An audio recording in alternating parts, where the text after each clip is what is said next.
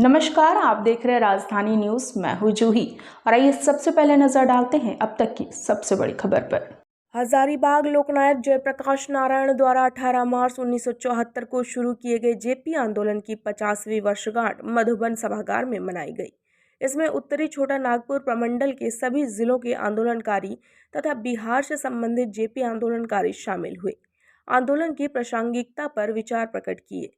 कार्यक्रम की अध्यक्षता पूर्व विधायक गौतम सागर राणा ने की। मंच संचालन समाजसेवी हरीश श्रीवास्तव ने की।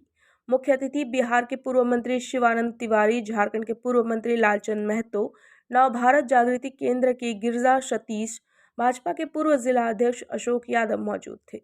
इस अवसर पर जेपी आंदोलनकारी स्वरूप चंद जैन की पुस्तक इमरजेंसी मिसा और मैं का लोकार्पण शिवानंद तिवारी ने किया।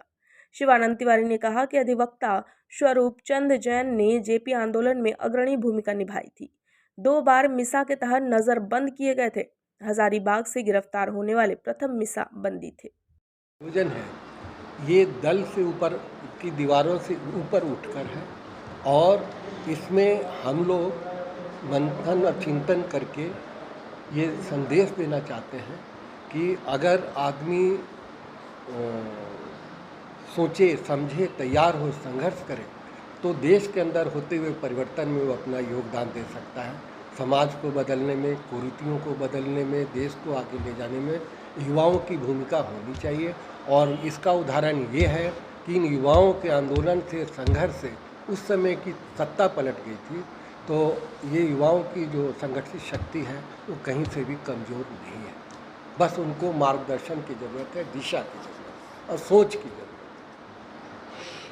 उस दौर में और इस दौर में भी ज़मीन आसमान का फ़र्क है। उस दौर का संघर्ष कुछ अलग था और मुद्दे भी कुछ अलग थे, लेकिन इस दौर में हालांकि ये दौर अभी जो चल रहा है इसमें भी वही मुद्दे फिर प्रासंगिक हो गए।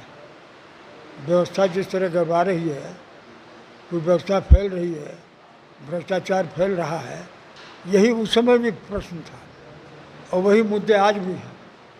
उस समय तो आंदोलन करके हम लोगों ने सत्ता परिवर्तन कर दिया और इंदिरा गांधी की तानाशाही सरकार को लोगों के सहयोग से, जन आंदोलन के माध्यम से और पूरे हिंदुस्तान के नागरिकों के सहयोग से उनको बेदखल कर दिया और उनकी तानाशाही ख़त्म हो गई और लोगों ने आस्था प्रकट की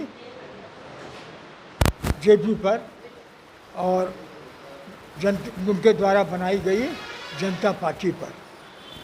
हालांकि वो सत्ता में नहीं आए, लेकिन जनता पार्टी उनके आशीर्वाद से सत्ता में आई और मोरारजी देसाई यहाँ के प्रधानमंत्री बने। लोगों को बहुत लोग आशान्वित थे कि बहुत बड़ा परिवर्तन होगा और चमत्कार होगा। कुछ महीने ये रहा भी, लेकिन बाद में धीरे धीरे वही बुराइयाँ पुनः प्राप्त होती गई, वही कुव्यवस्थाएँ चलने लगी, भ्रष्टाचार धीरे धीरे फिर बढ़ने लगा और लोगों की दुख तकलीफ फिर बढ़ने लगी। यही है जो जिस प्रकार का आंदोलन गांधी ने अंग्रेज़ों के खिलाफ चलाया था और गांधी जी की समाप्ति के बाद लोगों ने धीरे धीरे लोगों का गांधीवाद से भरोसा उठता गया और लोग है सो भ्रष्टाचार में और अपने स्वार्थ में लिप्त होते गए।